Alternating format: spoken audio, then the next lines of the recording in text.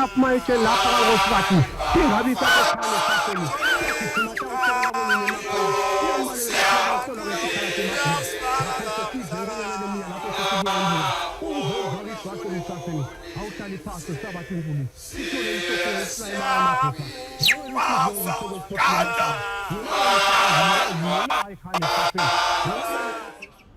Luhlelo luthi from the palace kanti this is a special edition lesikulethela sona silapha eTulo eNew York lapho khona ingonyama yemaswati khona kutongenela umhlangano lomkhulu wakamhlahlangene ingonyama kaumsebenzi mnengi kakhulu ewendile lapha ngithembe ukuthi solo sikulethela yona nje uyayibona ukuthi ingonyama ide kuphumula ingena lapha nalapha solo iphefumulela wona umhlaba kanti lo mhlanje ke sitha sikulethele inkulumo yayo ingonyama lemcuka kakhulu la khona seyikhulumela wona umhlaba wonke jikelele ikhulumela iAfrika ikhulumela sona sive semaswati kwamaka kusikuthakuta namhlanje nakudedela lona libhubesi kokuthi liphefumulele wona umhlaba kwami kokuthi bayethe wena phakathi bangangawe silo sikhulu. The Assembly will hear an address by His Majesty King Eswatini III, head of the state of the Kingdom of Eswatini. I request protocol to escort His Majesty and invite him to address the Assembly.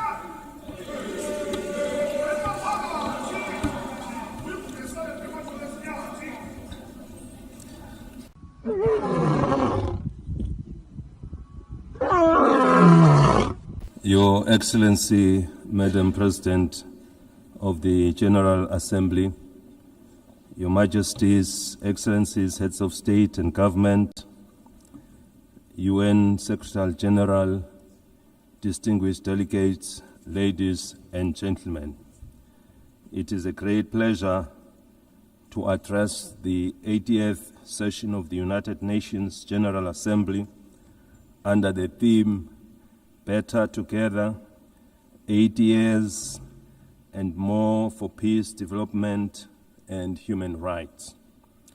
At the outset, we wish to assure you, Madam President, of Eswatini's unwavering support during your tenure. We also commend the UN Secretary General and the Secretariat for their steadfast leadership in navigating our world through unprecedented challenges. As we gather today, mankind is confronted with many challenges, including conflicts around the world. We must remind ourselves that when the United Nations was established in 1945, it was during a time of widespread global strife. Its founding fathers resolved that no country or people should endure suffering due to conflict. The UN Charter and structure were designed to be clear and resolute. Now is the time to ask ourselves what has gone wrong and what steps must be taken to correct these challenges and restore the UN's mission of fostering peace. The question we must ask ourselves further is, what is the UN doing to address these issues effectively? I propose that the United Nations establishes ad hoc committees to tackle global conflicts and promote peace. These committees should have equitable representation in dealing with the relative conflicts in the diverse regions of hotspots, including Africa, the Middle East, Europe, and beyond, ensuring that all affected nations have a voice. Supported by the Secretariat of the United Nations, These ad hoc committees would visit conflict zones, engage with local communities, and work towards peaceful resolutions. For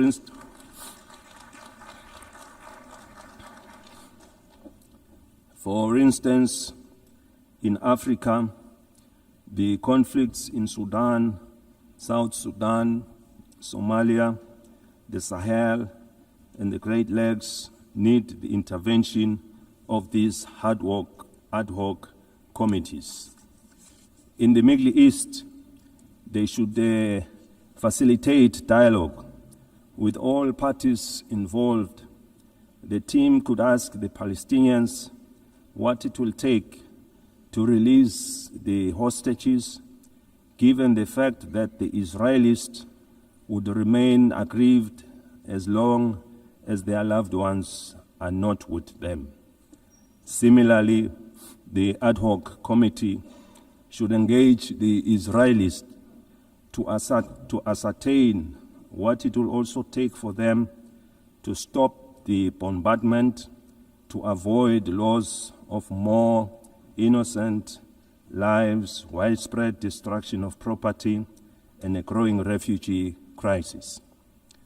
By engaging directly with the affected communities, these communities could help broker solutions that address the concerns of all sides to reduce tensions, suffering, and foster stability.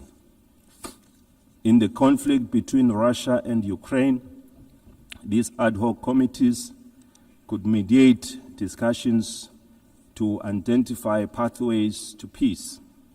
Their role would be to engage in meaningful dialogue and report back to the United Nations with actionable recommendations on what it would take to end the war. In Eswatini, we encourage that yield positive outcomes proving that dialogue is the cornerstone in nation building. We thank those countries already making means in finding solutions. This suggested approach is not meant to undermine their efforts, but it would complement them as they are already working towards peaceful resolutions. We must avoid actions that could escalate tensions further and instead focus on saving innocent lives. Millions of lives have already been lost during the COVID-19 pandemic. We therefore cannot afford to lose any more to conflict.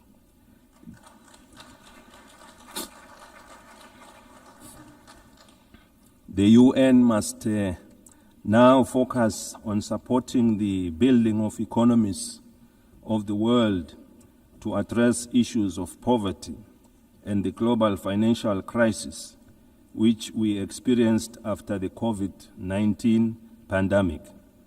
By investing in these areas, we can create conditions for lasting peace. We therefore need one another in building and supporting our development initiatives in our respective countries. The time for action is now. The UN was established in pursuit of international law and peace, and its mandate dates back decades. In 2025 and onwards, we must renew our commitment to this mission. By forming these ad hoc committees and making informed, inclusive decisions, we can work towards a world where peace prevails and no nation or people suffer needlessly. We have been calling for the restructuring of the United Nations as a body representing all member states. It must lead with decisions that are inclusive and widely respected, as no one will question the process taken. These reforms should be fully representative of all countries through the regions of the world in the Security Council to create an all-inclusive structure. Without such reform, the legitimacy and effectiveness of this body will remain incomplete. We have been encouraged to witness UN high-level meetings prior to the General Assembly being held to address various issues. These include the Seville and Awaza declarations on financing for development and socio-economic challenges faced by landlocked countries. We are aware that for any growth to take place, nations must have enough resources to achieve sustainable development goals.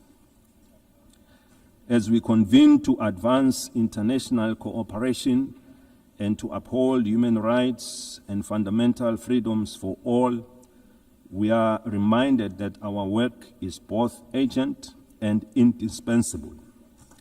The theme Better Together underscores the imperative of delivering on the United Nations Sustainable Development Goals and reinvigorating global cooperation. Eswatini continues to believe that working together remains our most powerful tool for addressing global challenges that transcend borders. The world stands at a critical juncture in pursuit of Agenda 2030.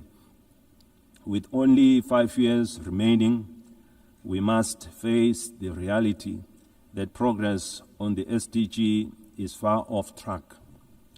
This is a sobering reminder that our collective efforts must be redoubled and that international solidarity, cooperation, and shared responsibility are more urgent than ever before.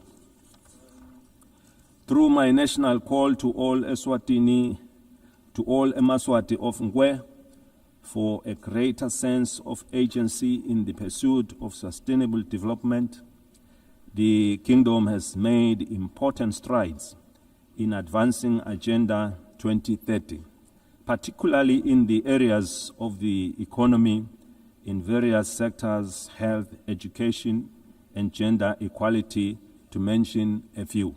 Furthermore, the country's literacy rates have improved, reflecting our investments in education, while the nation continues to be empowered through targeted programs that strengthen their role in our society and economy.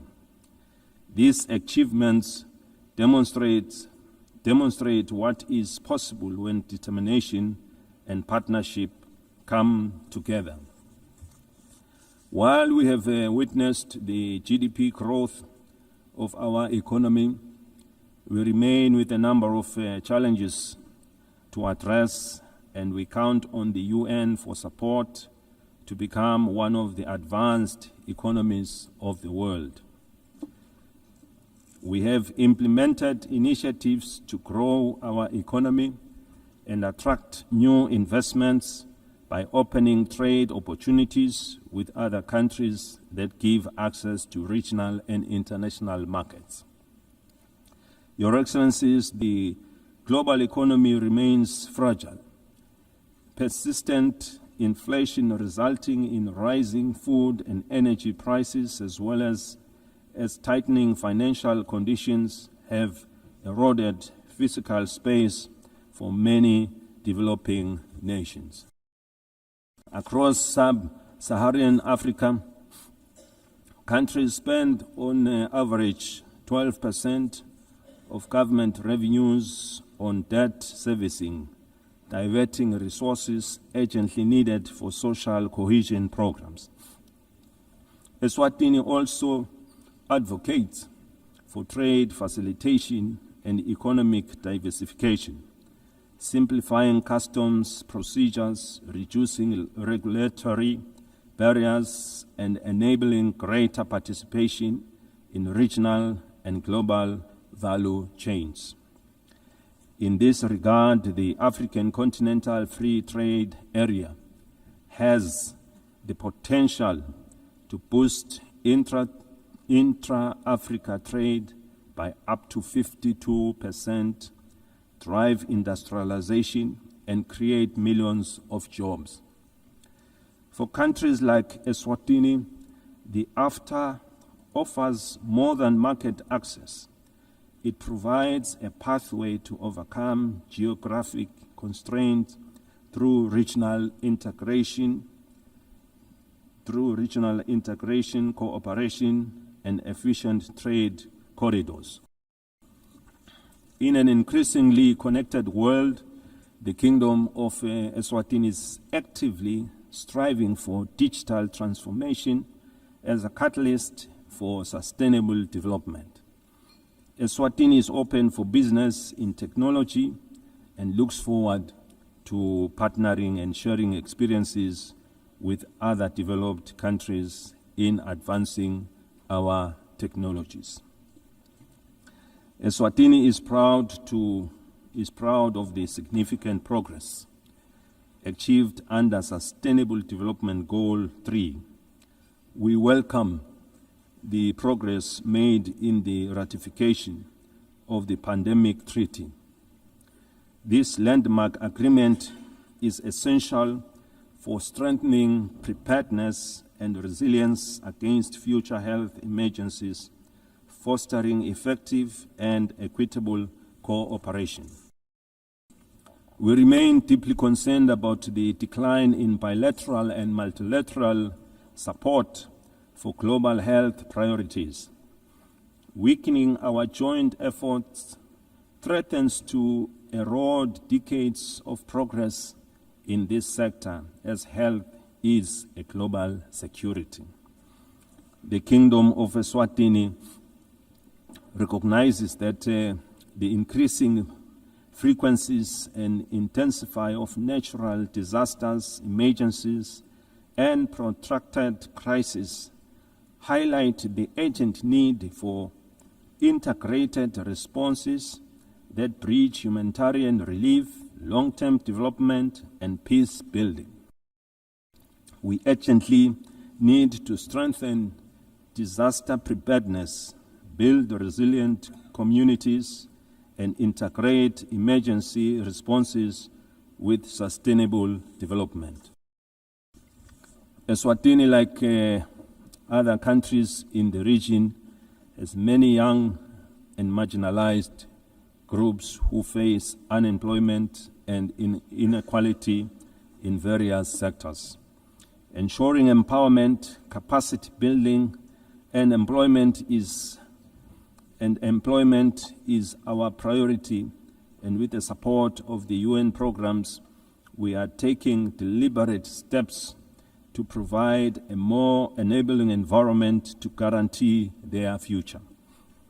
We equally recognize the rights and potential of persons with disabilities who continue to face disproportionate barriers to education, employment, and social participation so that they can fully contribute to and benefit from national development.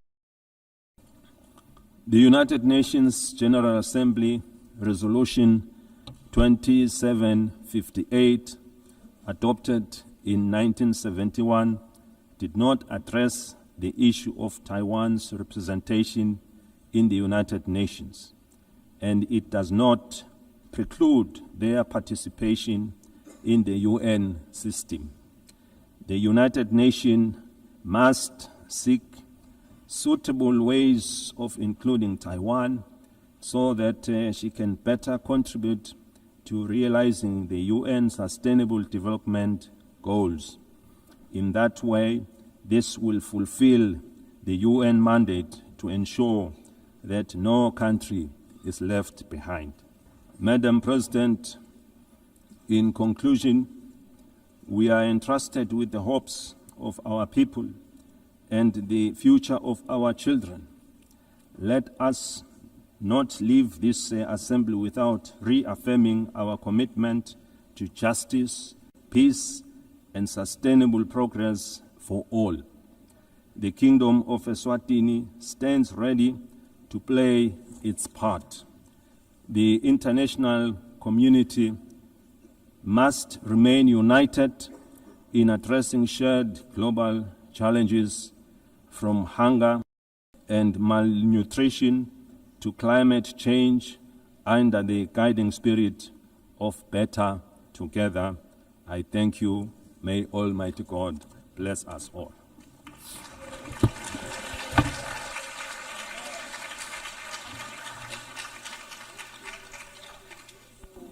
Sesife khona emaphetheni ehlelo lakho lethi qhamuka khona emkhosini special edition ngethembe ukuthi inkulumo engonyama uyethabele kwami akusiko ukuthi ngibe ngikhuluma nalomhla ukuthi nje ngithi bayethe wena waphakathi kwathi uthi emakhosi asakhulumile usale kahle.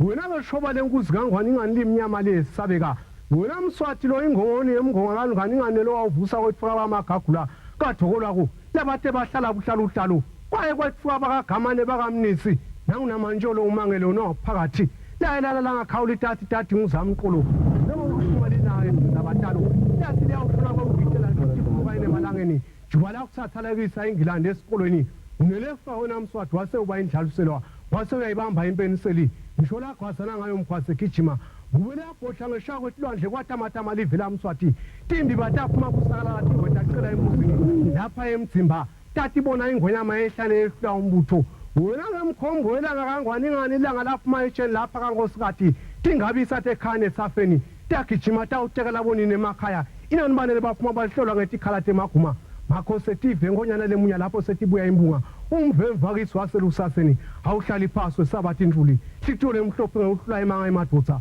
mwawela usundu ngekushe kwekuphephuka ematala wena ke msawa hilika hilulela ekhane safeni wena ke Mswati ngekubusa ubuyelele wena wabhusa lisemkhoneni lisetandleni kuthuma kwakho Mswati kunyakade sewumhlaba ongane ingani kwathi kwabhoda esiwahlande kulakamlumbi ingani kwathi mashala kansa phuma moyitela nomashikizela kangwani inganashiye umbutho ukuhlakula inani lengwena lapha esitheni kulanqabane wayesofana emhlambi emagwalagwala wena Mswati ingani usulwa lendvodza esihlahleni kufa kondvodza kumtamo wona lo fluzu uthi kangwane emhlabeni nangengqingo njengenkomo isawusengwa wona sibaba sakuyasa kangwane ingani umdumo unjengezulu emambala Mswati yababa mhlohlo babela izingomo sakho kwakho ngoba uyasibona nangemkhondo kangwane ingani ziyandinda ngisho kuloluphondo lwengongoni kangwane esiqopholoti wona Mswati lo gabe abantu kangwane ingani bonjengamathanga wakhakaza ke Mswati zomnyama kulabaluthuli waba njengekuvuma kwenqwala uyimbubu ingonyama udle ematholo ezinyathi ayethe wona phakathi khula mlisa khula nzanzane elive bakwesabe betiphelele betipha